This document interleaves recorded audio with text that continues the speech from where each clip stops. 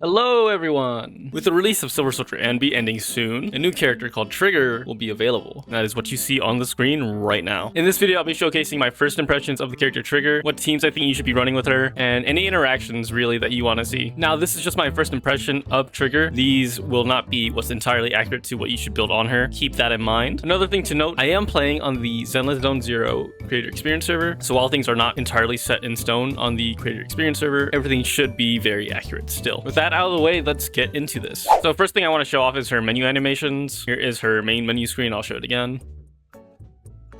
And then here's her base stat, skill, equipment. Very, very nice. As you can see, I am running Shadow Harmony with a Shockstar Disco. There are about 3 different combinations I can suggest you can run on her. This is the one I'm currently using, coupled with her signature W engine, which gives 24% crit rate. Really, really nice. And as you can see, I do have about 90% crit rate. And the reason for that is if you look at Trigger's core skill, you can see right here at the bottom, when another character in your squad is an attack character or shares the same attribute, which is Shock, by the way, for those that don't know. When Trigger's crit rate exceeds 40%, each 1% crit rate above this threshold increases her days dealt by aftershocks by 1.5% up to a maximum increase of 75%. What that means is basically you get 75% more days when you hit 90% crit rate. So it is really important that you actually hit 90% crit rate on Trigger. Considering I can get 90% crit rate with Shadow Harmony, I kind of just ran with it. You can run a 4-piece Shockstar Disco, and with Shockstar Disco, I like to run Woodpecker Electro as well, but really either one works. If you're able to hit the 90% crit rate cap without using Shadow Harmony or with Shockstar Disco, I do suggest running a Branch and Blade Song for the passive 16% crit damage, though not necessary. If you have really good substats on it, it can increase Trigger's personal damage by quite a bit. For anyone that needs a priority system for their skills, you should probably upgrade the core skill first and then her basic attack, as that's where most of her damage comes from. And with that, let's get on to the gameplay showcase. Okay, so here we are in game. As you can see, she does glow a little bit. Basically, if you have her W engine, her hair glows, and so does the little things right here, as you can see. Without it, none of this would glow. It looks pretty nice though. Pretty nice, pretty nice. So Trigger's playstyle is very off-field, and what that means is to get the most value out of Trigger, you actually don't even need her on the field at all. I'm gonna start off by showing you guys her skills. Here's her basic attack, and if you hold her basic attack, you actually go into a mode called Sniper Mode, and that fills up a gauge on the top left, as you can see.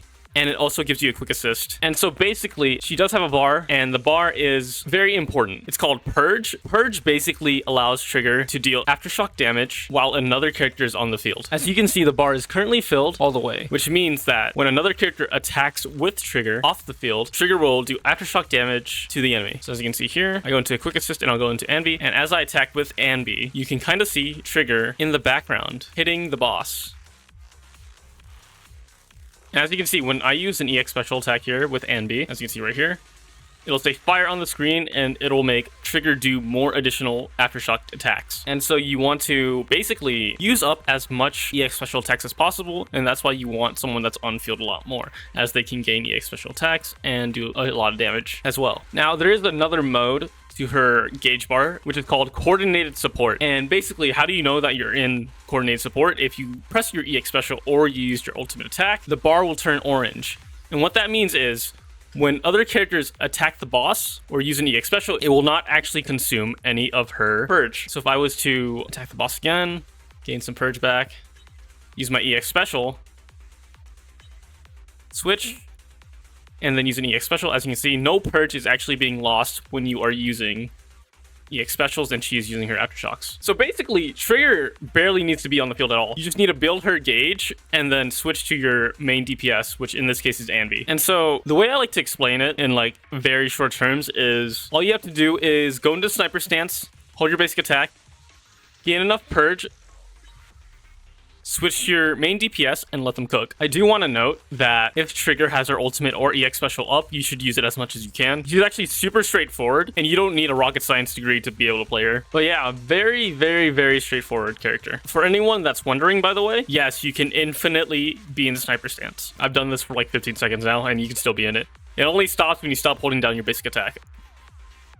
And yeah, that's basically all there is to it. So here I am with Silver Soldier Anby, Trigger, and Astra. This is arguably Trigger's best team, and Anby's best team, I guess. And yeah, let's just get into it. Like I said, her playstyle is very off-field, so I'm just going to switch into Astra here. I'm going to use Astra's EX special. I'm also going to switch into Trigger, actually. and go into sniper mode and make sure her purge gauge is filled. After her purge gauge is filled, I'm not actually going to quick swap yet. I'm going to EX special with her and then switch into Anby, just so I get that extra damage, and then just kind of pop off with Anby. As you can see, it's dying. It's actually almost dead. Yeah, there it is. It's dead. Now I'm just going to build some gauge with Anby real quick.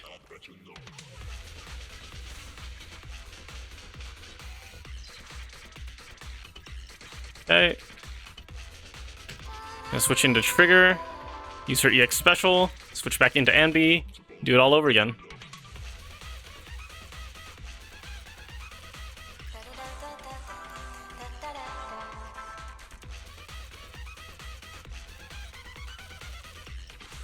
And yeah, I just am waiting to get some EX specials here.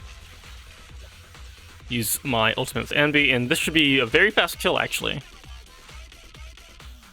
Yeah, 1 minute, 22 seconds. Not bad. Not bad at all. As you can tell, it's very fast and definitely a very good team. All right, and here's another team that I think is very, very good and has very good potential. Now, you might be wondering, why am I running 2 stunners? Well, as you can see, I'm running it with Harumasa, and Harumasa is a DPS that relies a lot on burst windows. Burst stun windows, to be exact. And so if you have 2 stunners, like Qingyi and Trigger, shouldn't they collide? The answer is no, because Qingyi is a very hands-on, on the field type of stunner, and Trigger never needs to be on the field. So they synergize very well together to stun the enemy very fast, so Harumasa can get, you know, very, very big and good burst windows. And with this comp, I want Qingyi on the field a lot, so I'm just going to go into sniper mode with Trigger after using her EX special here. Go into sniper mode. After I'm done with sniper mode, go into Qingyi. Use her EX special to activate Trigger. Not get hit by that, that's kind of fringe. Use my EX special again.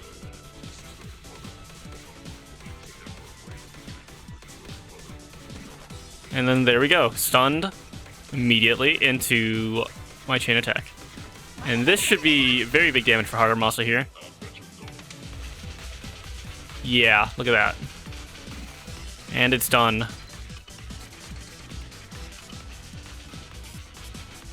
Use my EX special on Trigger. Go back into Qingyi, use her ultimate. Is her bar filled? Her bar is filled, so I'm gonna do some stunning stuff here. And as you can see, the boss is almost stunned immediately. There it is. Chain attack ending with Harumasa once again. Should be smooth sailing from here. Waiting to use his ultimate because I want to use it last.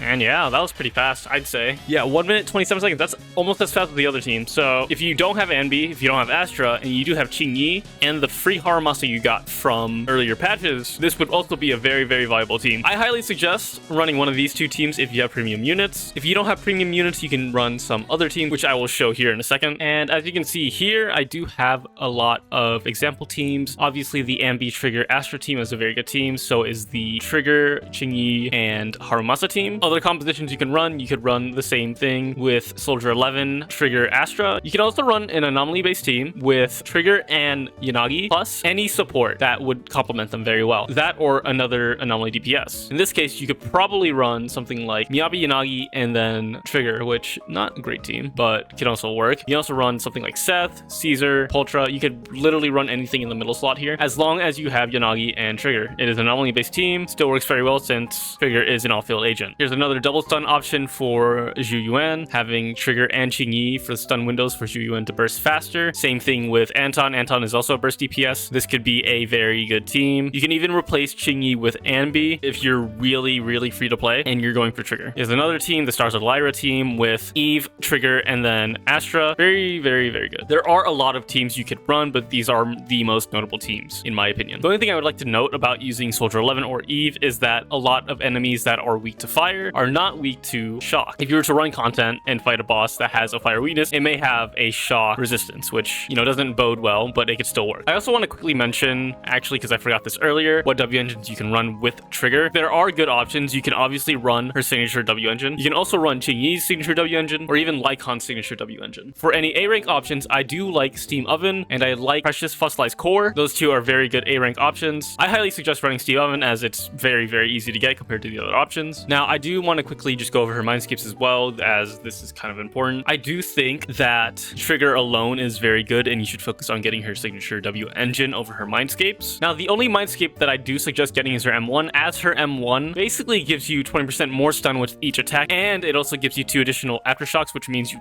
will be stunning a lot more and doing more damage. Very, very cool. Very, very nice. I also do think her M2 is very, very good, but I do not think you should roll for it unless you really, really like the character. Basically, she'll gain something called Hunter's Gaze, and Hunter's Gaze will increase the crit damage of all allies by 6%, stacking 4 times, which is up to 24%. It's basically a permanent 25% crit damage buff. Really, really nice, but obviously not necessary. Her M3 is obviously just some skill upgrades, plus 2 skill upgrades to each. Her M4 is a very interesting thing. So if you do get her M4, this is where I'd say things change a lot with how you actually build Trigger. So what this is basically saying is that every time Trigger uses one of her aftershock attacks, her basic attack is what that is, but it's the aftershock attack that she does when she's off the field, it will do an additional 200% of Trigger's attack and daze, which means you actually might kill the enemies before you even stun them, which means you can kind of build Trigger as a pseudo DPS, off-field pseudo DPS, and that's when you would use the disc drive like Shadow Harmony over something like Shockstar Disco, because in that case, she's less of a stun character, more of a DPS character. Very, very good. For her M5, it's just more skill upgrades, obviously, and for her M6, well, I mean, it's M6, right? It's just really good. Basically, what her M6 is that when you go into your sniper mode, you will be doing 1200% more electric damage, which means that basically all your attacks are insanely powered up, supercharged in her sniper mode. This means you would have her out more, but even then, I don't think you would have her out as much. Personally, I don't really think anyone's ever going to get this, but if they do, I mean, I'm happy for you. More power to you. And yeah, that's basically about it. Just some closing statements. I think she is one of the best stunners to date, mostly just because she's an off-field stunner, which we don't have. And as she is an off-field stunner, that means that she brings value to the team no matter what. So even if you have an on-field stunner like Qingyi, Anby, Lighter, any of them, you can still have Trigger on the field to do more stun damage. So I think she is a very, very good and niche character, and she could be very versatile in any composition. She is significantly better than Pultra, I'd like to say, but Pultra does have her own place with her being physical instead of shock. I do think both have very good synergies as well, but only time will tell what we actually will see. But she is definitely the best stunner for aftershock DPS like Solar Soldier Anby, and maybe others in the future. Anyways, guys, thank you for watching this video. Let me know in the comments if you want to see a Trigger guide. I'm actually in the works of making something very nice. Yeah, I'll see you guys next time.